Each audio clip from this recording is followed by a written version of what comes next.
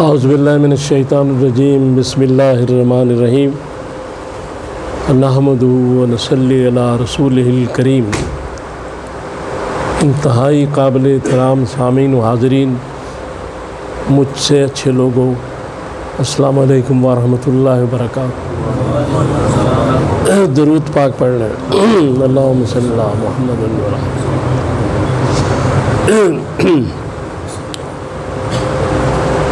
قرآن پاک ایک زبردست کتاب ہے، عظیم کتاب ہے، الہامی کتاب ہے، اور ہمارا اس پر ایمان ہے۔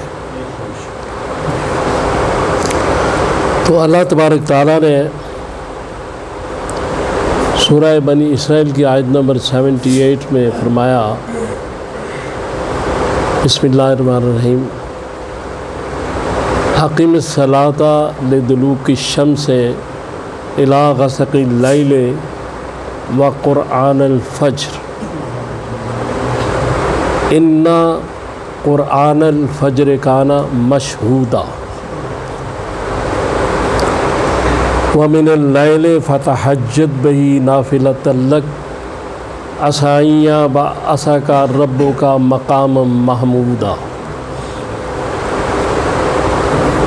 تو پہلی جو بات کی گئی ہے کہ اقیم الصلاۃ لدلوک الشمس الی غسق اللیل وقرآن الفجر، کہ نمازوں کے اوقات بھی ہیں کہ سورج ڈھلنے کے بعد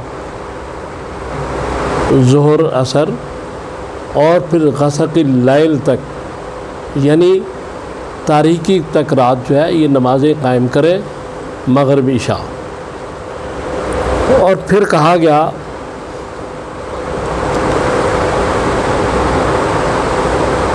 اقیم الصلاۃ لدلوک الشمس الی غسق اللیل وقرآن الفجر، قرآن الفجر۔ پھر بعد میں کہا گیا ان قرآن الفجر، دو دفعہ کہا گیا۔ اور پھر کہا گیا کہ یہ جو صبح کا قرآن ہے،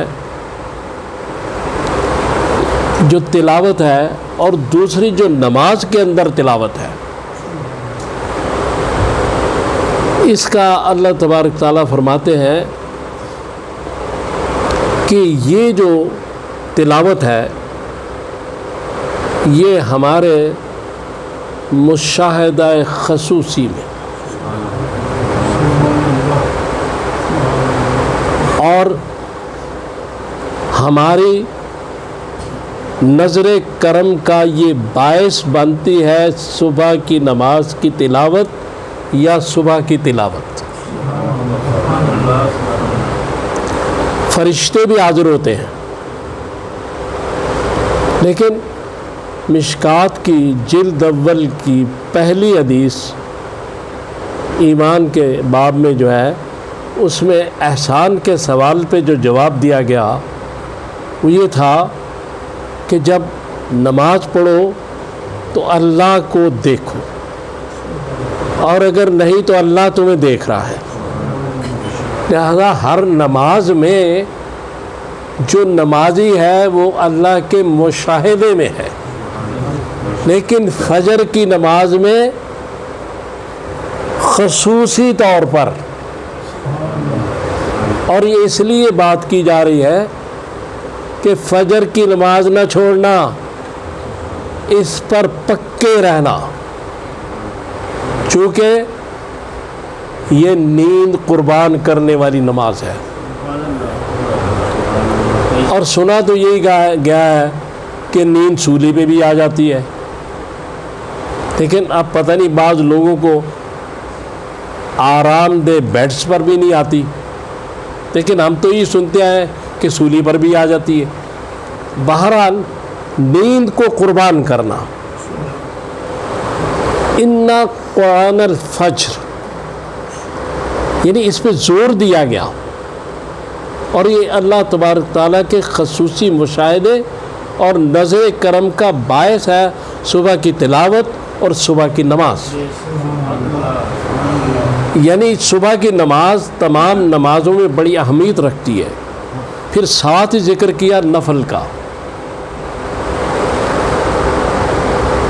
اقم الصلاۃ لدلوک الشمس الی غسق اللیل وقرآن الفجر ان قرآن الفجر کان مشہودا ومن اللیل فتہجد بہ نافلہ لک عسى ان یبعثک ربک مقاما محمودا. یعنی نفل کا ذکر کیا گیا کہ فرض کے بعد نفل نماز جو سب سے اعلیٰ اور افضل ہے وہ تہجد ہے.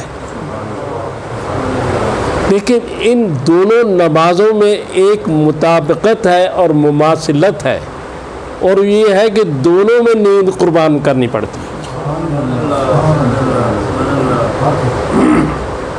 تو احمد صاحب بریلوی جو ہے ان کا ایک شعر ہے کہ مولا علی نے واری تیری نیند پر نماز، وہ بھی نماز عصر جو اعلیٰ خطر کی ہے. تو نیند کو نماز پر قربان کرنا اور پھر نماز کو نبی کی اطاعت میں قربان کرنا، ہاں وہ مسئلہ ہے. تو اب یہ بات جو ہے اس طرح سمجھ میں آ رہی ہے کہ فجر کی نماز جو ہے اس کو بالکل نہیں چھوڑنا چاہیے، کوئی بھی نہیں چھوڑنی چاہیے. لیکن یہ نماز بڑی ضروری ہے، اور صبح کی تلاوت ایک مسلمان کے لیے، اور اس کے بعد پھر تہجد جو ہے اس میں باقاعدگی نہ بھی ہو، لیکن یہ وہ آہ سحر گاہی ہے. یہ اللہ سے باتیں کرنے والی بات ہے اس پچھلے پہر میں جو تہجد ہے. اور یہ جب ہم اگر ان چیزوں کی طرف آ جائیں جن کی طرف ہمیں قرآن پکار کر بلا رہا ہے، تو ہمارے تمام مسائل روحانی جسمانی ہر قسم کے مسائل حل ہو جاتے ہیں. قرآن بار بار بلا رہا ہے کہ اس طرف آؤ، نماز کی طرف آؤ. یعنی مور دین 60 ٹائمز، 60 سے زیادہ دفعہ نماز کی قرآن نے ترغیب دی.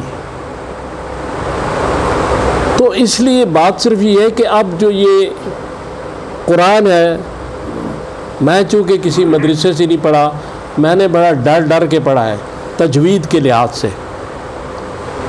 تو اس میں یہ بھی ایک بات ہے کہ 75 ایئرز ہو گئے پاکستان کو بنے.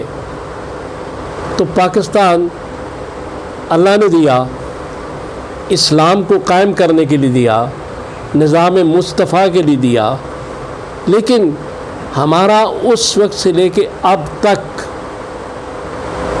یونیورسٹیز، کالجز، سکولز میں قرآن کو داخلہ نہیں ملا.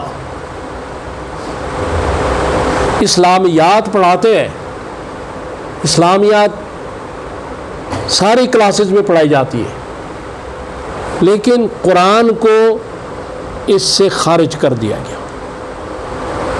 اگر یہ قرآن وہاں بھی پڑھایا جاتا، یونیورسٹیز میں، کالجز میں، سکولز میں، تو کم از کم جو 7-8 سال کی جو کالجز اور یونیورسٹیز کی محنت ہے، اس کے بعد جو طالب علم باہر نکلتا تو وہ دین سے واقف ہوتا، قرآن سے واقف ہوتا.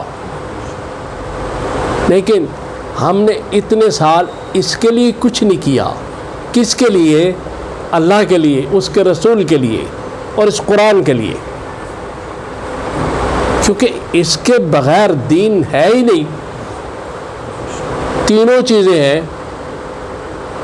سب سے جو بڑا حسن ازل ہے وہ اللہ ہے، پھر پیکر حسن و جمال محمد رسول اللہ صلی اللہ علیہ وآلہ وسلم ہے، پھر قرآن خوبصورت ہے، پھر جن کے لیے قرآن بھیجا گیا لقد خلقنا الانسان فی احسن تقویم، پھر ان کو بھی خوبصورتی پہ اٹھایا گیا. تو ہر شے خوبصورت. تو اس خوبصورتی سے ہم نے پرہیز کی، قرآن سے، اس کو پڑھنے سے، اس کو سیکھنے سے. اور پھر وہی حال ہونا تھا جو آج ہو رہا ہے۔ لہذا اس لیے قرآن نے بے شمار باتیں کی اپنے اندر، یہاں تک کہا گیا ہے کہ جو تمہارے سینوں کے اندر روگ ہیں، جو تمہارے سینوں کے اندر بیماریاں ہیں، ان کی بھی شفا قرآن میں ہے، یہاں تک کہا گیا، اور باقی چیزوں کی بھی۔ تو ہم مسلمان ہیں، ہمارا ایمان ہے، قرآن لا ریب سے شروع ہوتا ہے، شک کو ختم کرنے سے شروع ہوتا ہے، قرآن شروع یہاں سے ہوتا ہے، تو ہمیں پورا یقین ہے یہ سب کچھ صحیح ہے۔ تو سب کچھ صحیح ہے تو پھر صبح کی نماز تو پکی ہونی چاہیے نا، پھر نیند کو قربان کرنا چاہیے۔ دونوں نمازوں کا نیند سے بڑا تعلق ہے، اور دونوں نمازیں بڑی اہم عبادات ہیں۔ ایک نفل کے بالکل اس اینڈ پہ ہے کہ جہاں حضور صلی اللہ علیہ وسلم فرمایا گیا کہ اگر آپ یہ کریں گے تو اللہ تعالیٰ آپ کو مقام محمود پہ پہنچا دے گا جو شفاعت کبریٰ کا باعث ہوگا۔ تو اللہ تعالیٰ سے دعا کریں اللہ تعالیٰ مجھے اور آپ کو توفیق دے کہ میں نے جو باتیں کی ہیں ہم ان پہ عمل کر سکیں۔ صلی اللہ تعالیٰ علی خیر خلقہ محمد وآلہ وصحبہ اجمعین برحمتک۔